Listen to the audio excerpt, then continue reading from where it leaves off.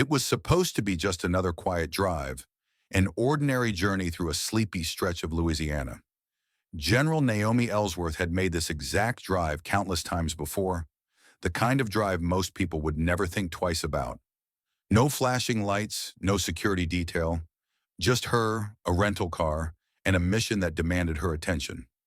She had an important meeting ahead at Barksdale Air Force Base, a meeting that required focus and urgency. Time was precious and distractions were a luxury she couldn't afford. But something felt different today. As she cruised down the road, Naomi's eyes caught the fading signal bars on her secure phone.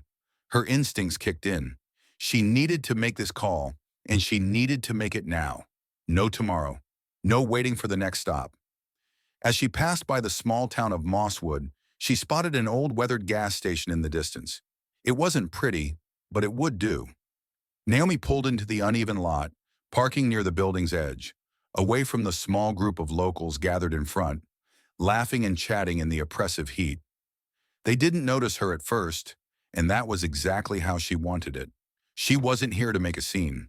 She wasn't here for anyone to take a second glance at her. Dressed in jeans, plain sneakers, and an olive green jacket with a cap pulled low over her short twists, she blended in perfectly. Or so she thought. Naomi stepped out of her car and immediately felt the weight of the situation shift. She could sense the eyes on her now, though she didn't let it distract her. Her focus was on the call.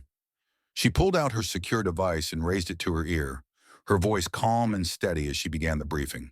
The Pentagon officer on the other end of the line wasted no time, diving straight into the sensitive, real-time orders that only a select few had clearance to hear. Naomi kept her gaze moving, constantly scanning the lot as she was trained to do. Her awareness of the surroundings instinctively heightened, but it was hard to ignore the glances, the whispers that seemed to grow louder. Naomi wasn't just another face in the crowd. To them, she didn't belong. To them, she didn't fit. Inside the gas station, Paula Sweeney, the store manager, watched Naomi with judgment. To Paula, Naomi wasn't a war hero. She wasn't a woman making an urgent phone call. No. To Paula, Naomi was just trouble, a suspicious figure, out of place, and acting strange. It only took a few minutes before Paula picked up the landline and quietly called the Mosswood police. The message was clear. There was something off about the woman at the pump, and she needed to be checked out. The officers, bored from the usual monotony of their small-town duties, didn't hesitate. They were eager for some action, any action, and sped off towards the gas station. Naomi was oblivious to the brewing storm as she continued her conversation, her mind sharp, her tone professional. But everything changed when the flashing blue and red lights suddenly pierced the calm of the station.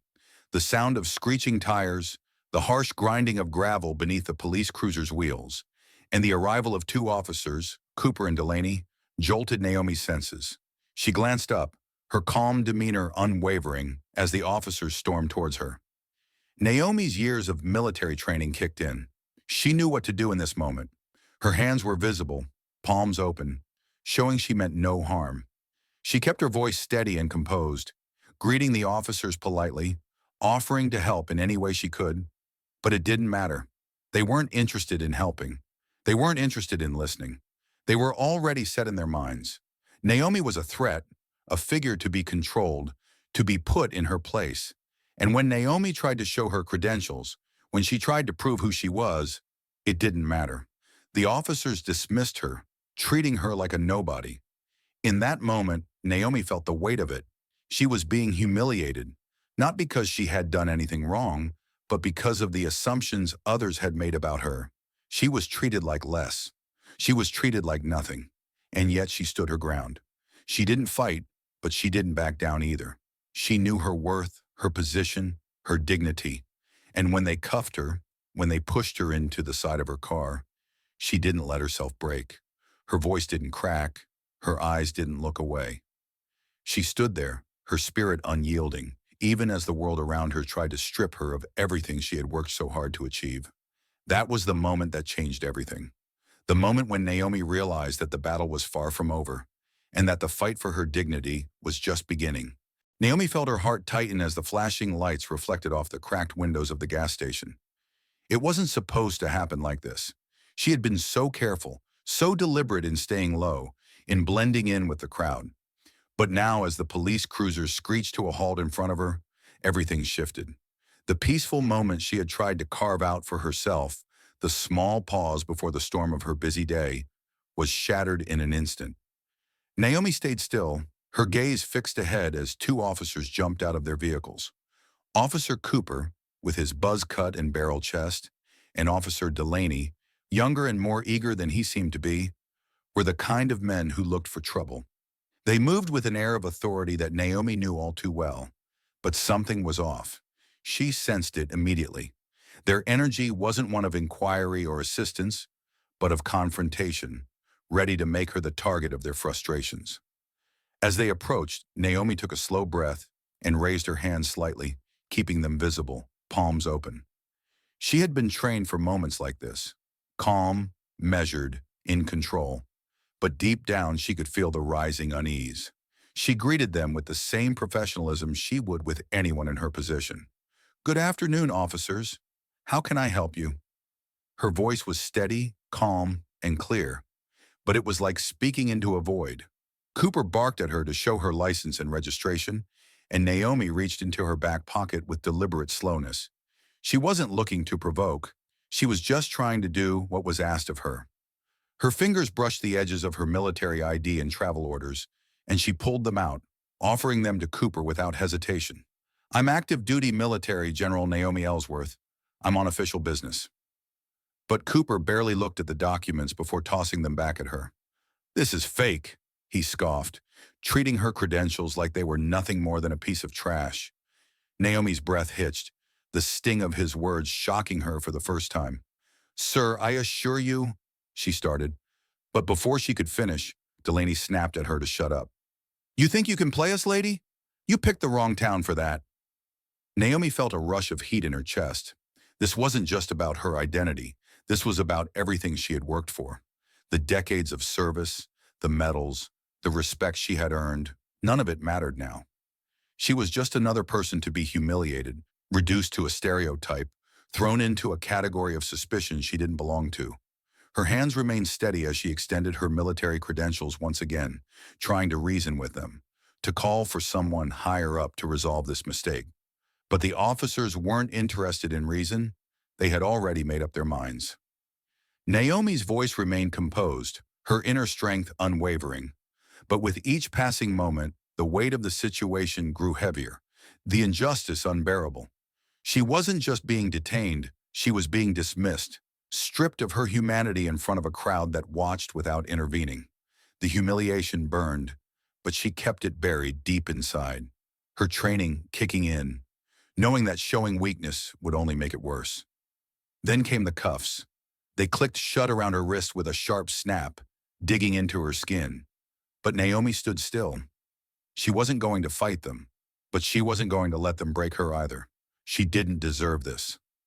And as the officers shoved her roughly against the side of her car, Naomi knew that the real battle had just begun.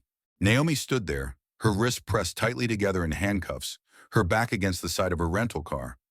The world seemed to close in around her as the officers continued their taunts, each word like a slap to the face, each movement meant to remind her of her place. Her heart raced, but she didn't let it show. She had been through far worse than this, but the weight of it, the sheer disbelief of it all, threatened to break her resolve. She wasn't just a general now. She wasn't a decorated officer, a leader, a woman who had spent years sacrificing everything for her country. She was just another black woman in the wrong place at the wrong time. That thought alone sent a shiver down her spine, but she forced herself to stand tall, refusing to give them the satisfaction of seeing her crumble. As she sat on the curb, her mind raced. It wasn't supposed to be like this, not for her. She had always been the one in control, the one with the authority, the one who commanded respect. Yet here she was, treated like a criminal, handcuffed in front of a group of onlookers who had gathered at the gas station. Her breath caught as she noticed their eyes on her. Some whispered, others stared, their judgment clear. They saw her as an outsider, a stranger, someone who didn't belong in this town, in this place, in this life. She could hear the faint sound of phones clicking, people recording the moment, the humiliation, the injustice unfolding before them. It wasn't just about her anymore. It was about something deeper, something rooted in a lifetime of being dismissed, doubted, and degraded. Something rooted in a world that had taught people like her to stay silent, to endure, to accept whatever was thrown at them. But Naomi wasn't like that. She couldn't be. She had fought for this moment, for her place in this world, and she wasn't going to let anyone take it away from her. She had to remind herself that she was not a victim. She was a leader. She was a general. And no matter what these officers thought, no matter how they saw her, they could never take that away. But as the moments ticked by, her resolve began to shake. The officers didn't care. They didn't listen. They were too busy trying to break her down, to assert their power over her, to prove something to themselves.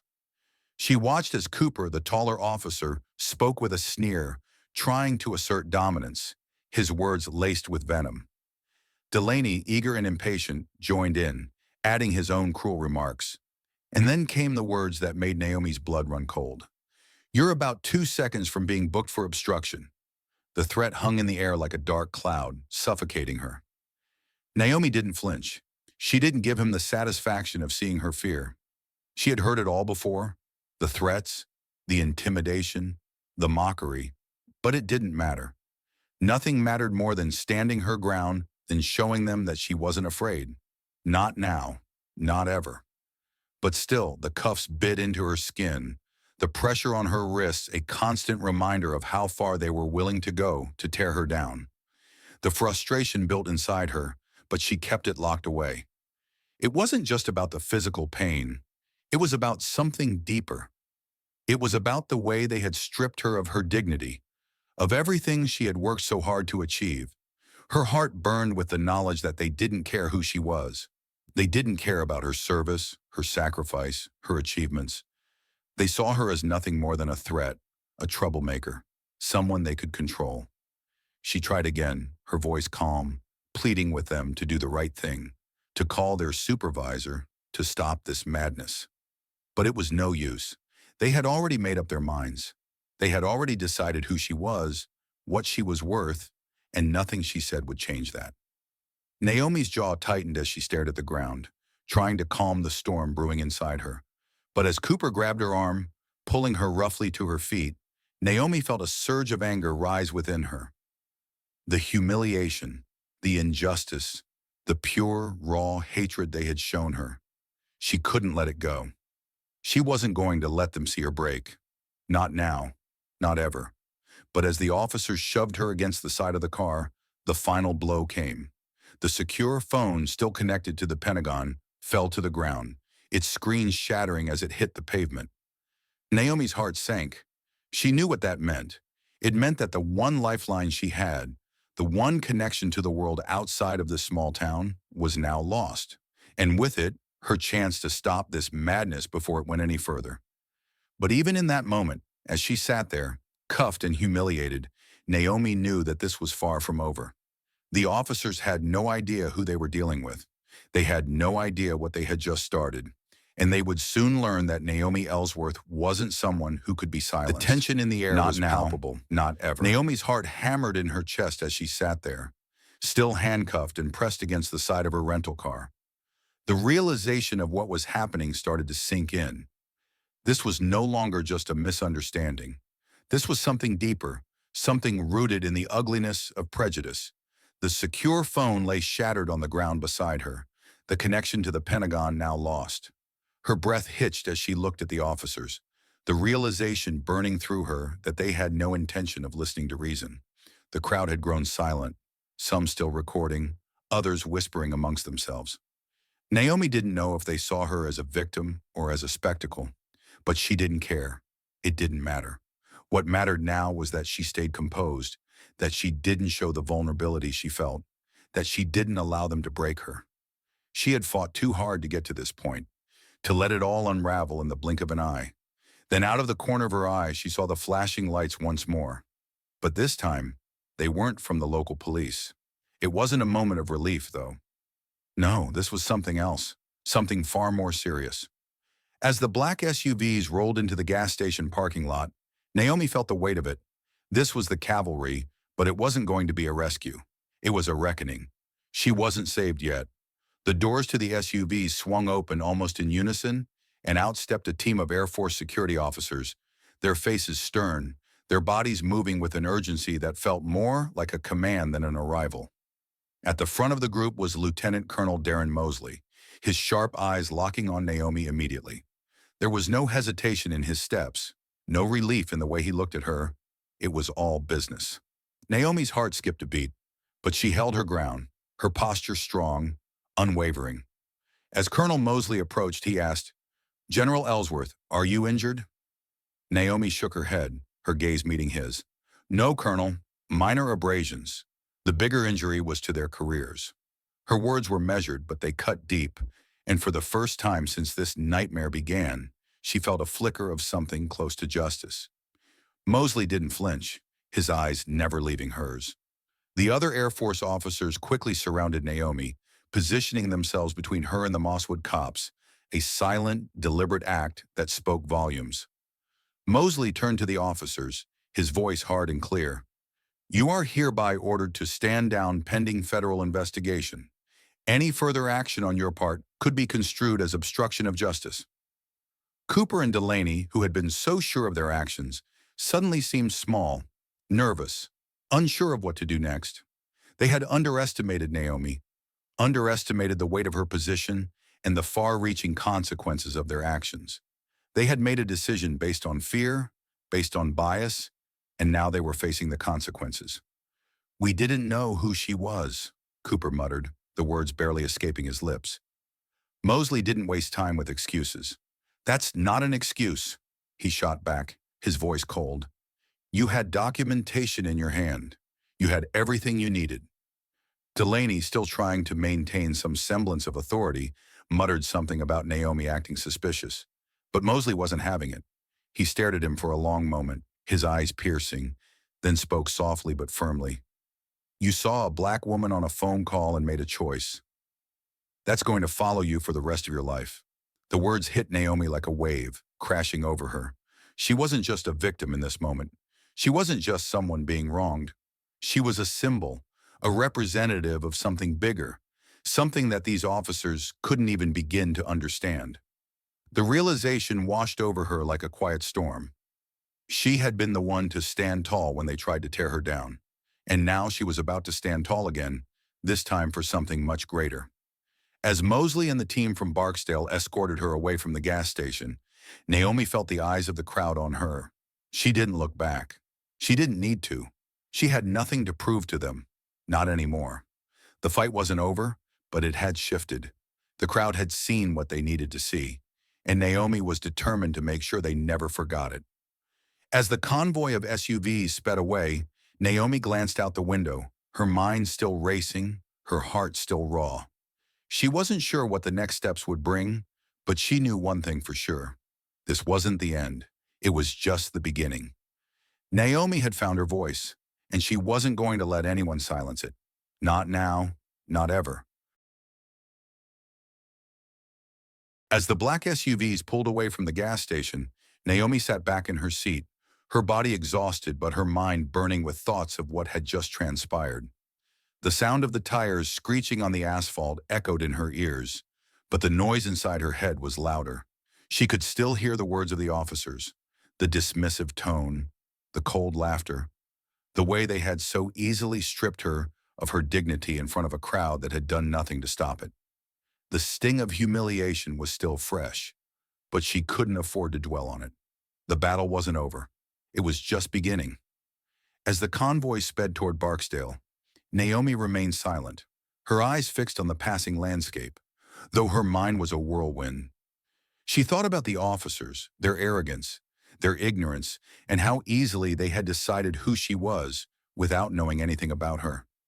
They saw a black woman, a person out of place, someone they could belittle and push around, but they had no idea who she really was.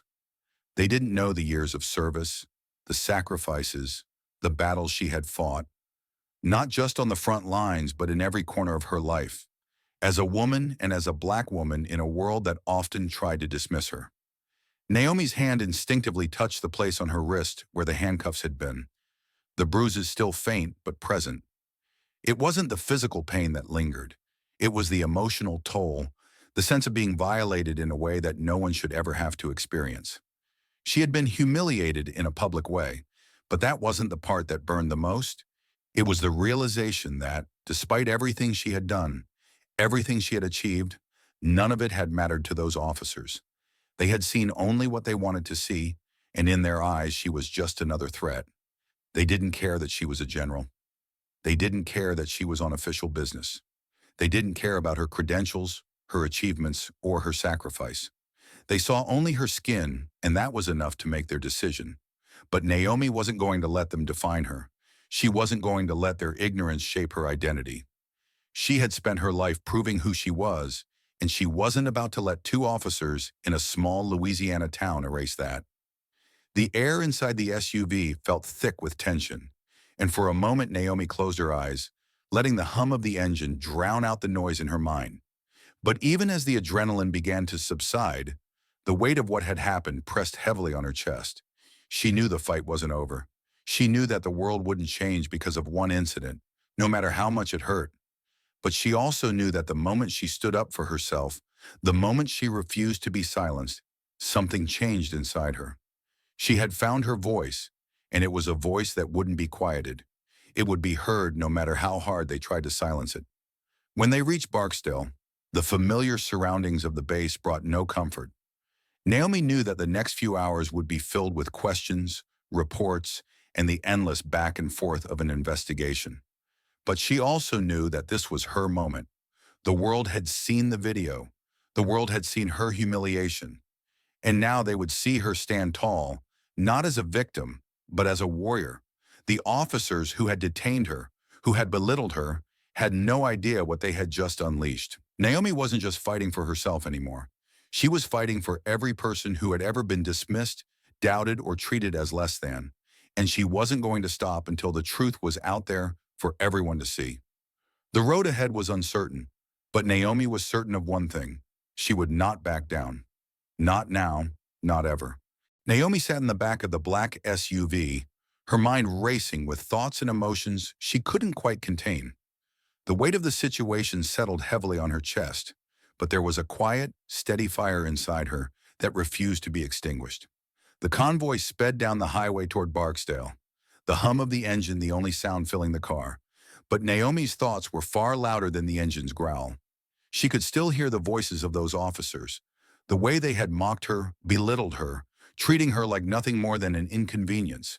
But what they didn't understand was that in trying to break her, they had awakened something inside her. She had spent years fighting for a place, for respect, for dignity. But now she was fighting for something far bigger. This wasn't just about her anymore. This was about every person who had ever been reduced to nothing. Every black woman, every soldier, every person who had been dismissed or dehumanized because of their identity. She wasn't going to let this go. The truth had already begun to spread.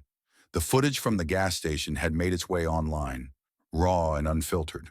The whole world had seen it, seen the way she had been wrongfully treated, seen the ignorance, the prejudice, the way they had made assumptions about her based solely on the color of her skin. But Naomi didn't flinch. She didn't back down. The injustice was loud, but her silence was louder. She wasn't going to let them turn her into a victim. She wasn't going to let them make her feel small. Naomi's fingers tightened into fists as she looked out the window, the blur of the scenery offering little solace. The world was watching, and she knew the next steps had to be calculated, measured, and deliberate. She was going to make sure they knew exactly who they had messed with. When they arrived at Barksdale, Naomi was escorted into the base. The sense of familiarity that she usually felt in the controlled environment of the Air Force was absent. Her mind was still clouded with the events that had just transpired, the deep sense of violation. But she pushed it down. The questions would come, the reports would be filed, and the investigation would begin. But Naomi knew she had already won a battle. The officers who had been so quick to judge her, to humiliate her, had no idea what was coming next. They had underestimated her, and now it was time for them to face the consequences. Inside the base, Naomi was surrounded by her colleagues, by those who understood the weight of what had happened. But there was no comfort in their faces. There was only a shared understanding that things were about to change. Her lawyers, Pentagon officials, and even White House liaisons were on the phone, coordinating and strategizing. But Naomi remained calm, composed.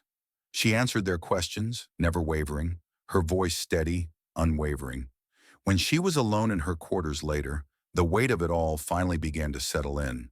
The humiliation, the injustice, it was still there, but it wasn't enough to break her. No, it made her stronger. This wasn't just about one wrongful arrest.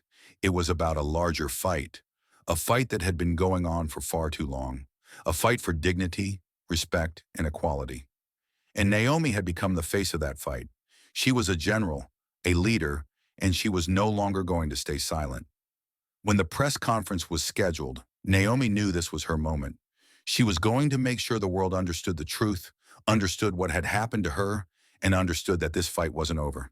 She wasn't going to back down. Not now, not ever. This wasn't just about accountability for her. It was about accountability for everyone who had ever been treated as less than. The world would hear her voice, and it would never forget what had happened in that small Louisiana town. Naomi Ellsworth was no longer just a victim of injustice. She was its reckoning.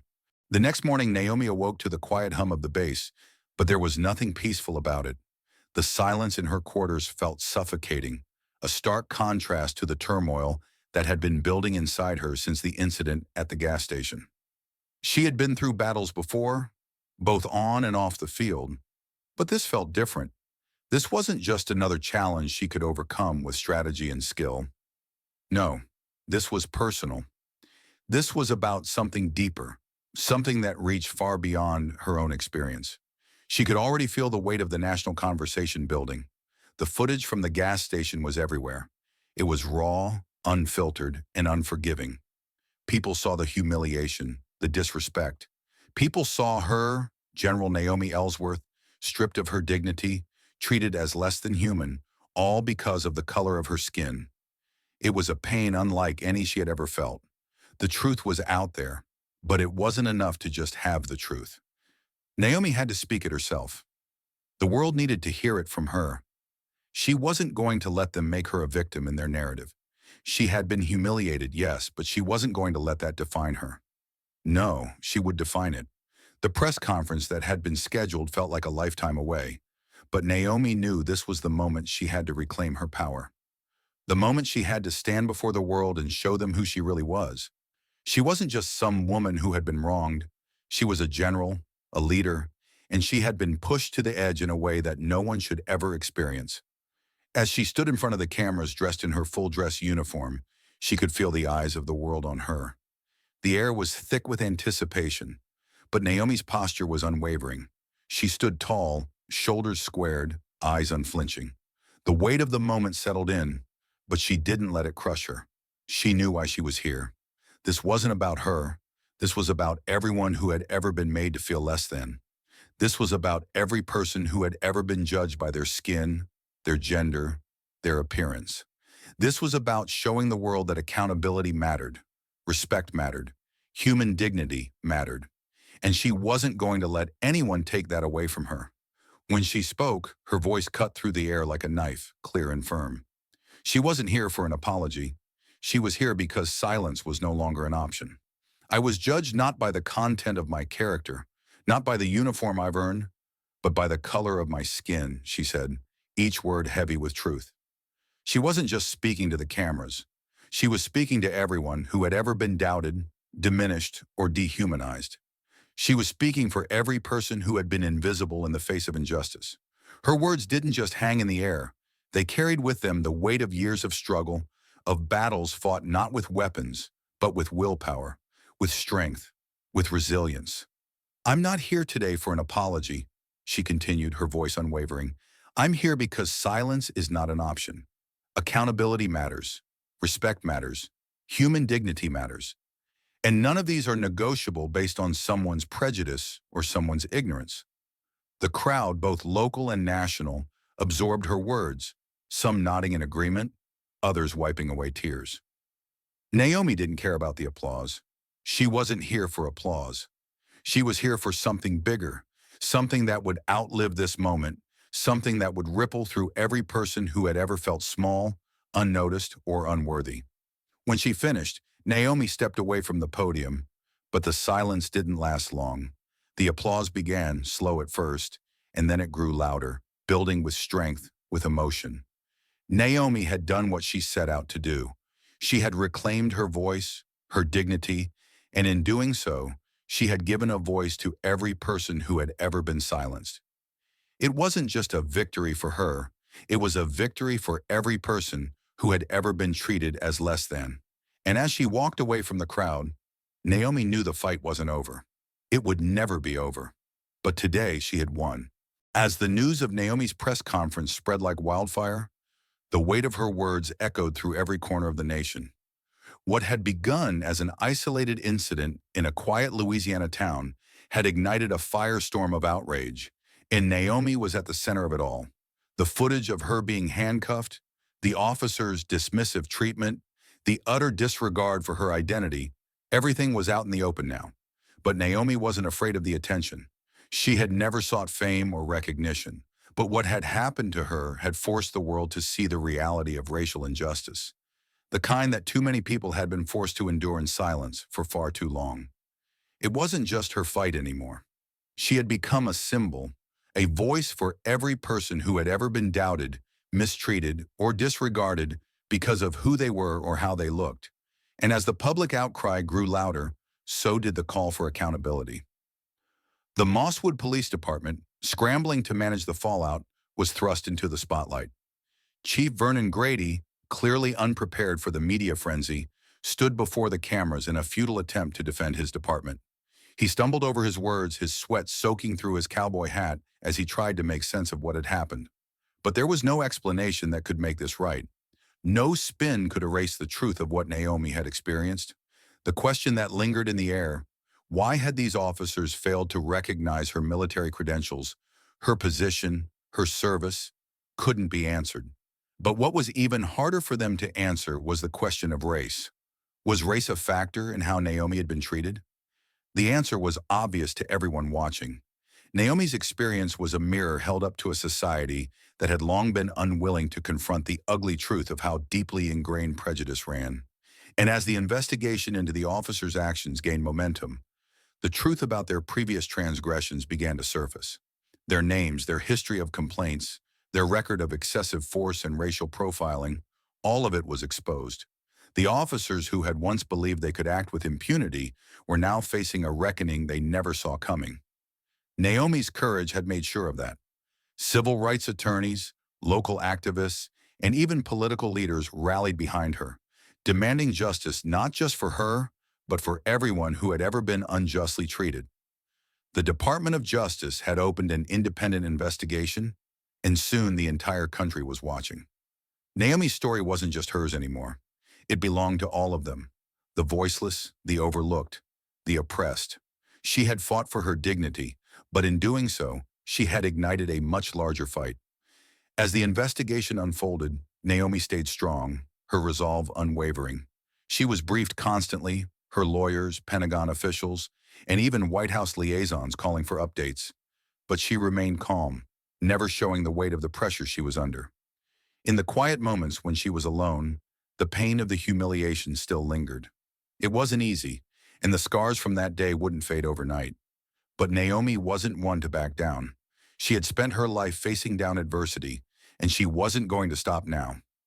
When the news of the officer's suspension broke, when the nation began to demand change, Naomi knew that this wasn't the end of the fight.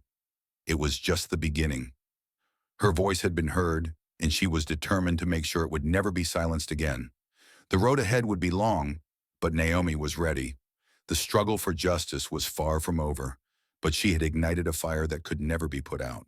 As Naomi stood in front of the cameras, the weight of the moment pressed down on her like never before. Her eyes scanned the sea of reporters, the microphones stretched toward her, the questions coming from every direction.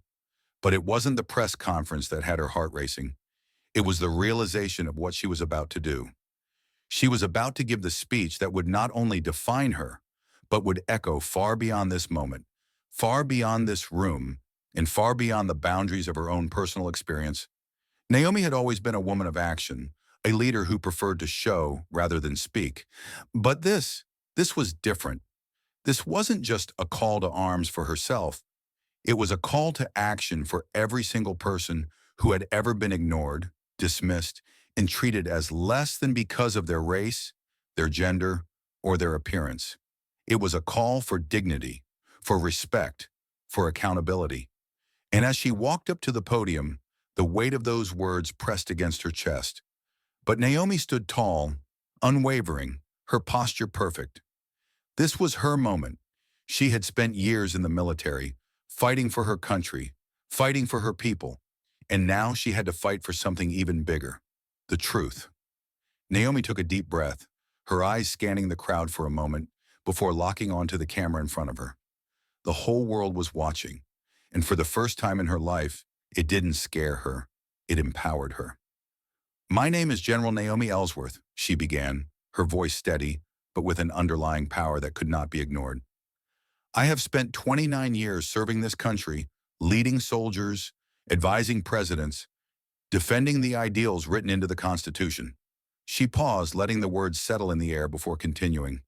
"Yesterday in Mosswood, Louisiana, none of that mattered." Her words were deliberate, every syllable carrying the weight of a lifetime of sacrifice. She wasn't just speaking to the cameras or the people in front of her. She was speaking for everyone who had ever been judged by their appearance, for everyone who had been made to feel like they didn't belong. Naomi wasn't here for an apology. She didn't need one. She didn't need them to feel sorry for her. What she needed was accountability. She needed the world to see the truth.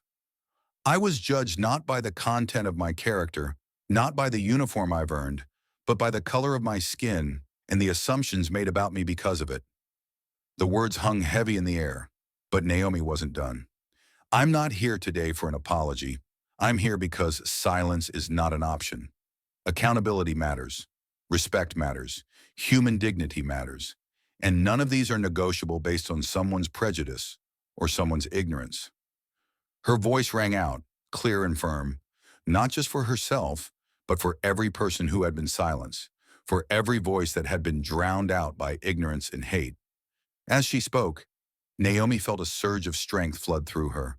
The anger, the hurt, the humiliation, it was all there, but it wasn't controlling her anymore. She was controlling it. She had taken back her power, and in doing so, she was giving power to everyone who had ever been dismissed or ignored. The crowd listened in silence as Naomi's words washed over them. She was no longer just a general. She was a symbol of courage, resilience, and the relentless fight for justice. When she finished, Naomi stepped away from the podium, her heart still pounding, but her spirit unbroken. The applause that followed was loud, but it wasn't about the applause. It was about the message. It was about making sure that everyone knew this wasn't just her story. This was their story. This was a story of injustice, of resilience, and of the power of standing up for what's right. Naomi had given a voice to the voiceless, and that was something the world would never forget.